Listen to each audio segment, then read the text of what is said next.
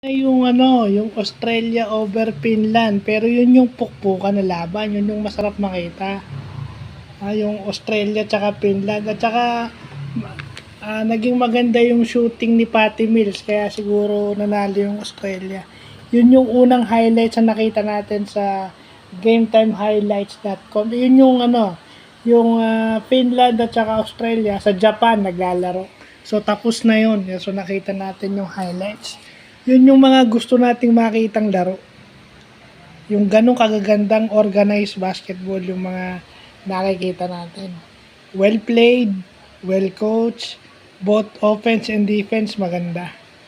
Tsaka talaga nakakapag-hype ng crowd yung mga nanonood na hapon tuwang-tuwa sa napapanood nila. So ibig sabihin talagang magandang panoorin yung mga ganong laro. Sana itong mga naglalaro sa Pilipinas, ay lalo na siguro dito kasi yung USA nandito. Alam naman natin kahit number 2 ranked team na yan, sikat na sikat yan sa buong mundo, yung team USA na yan. Lalo na tong version ngayon kasi wala tong talo sa friendly, so sa tune-up.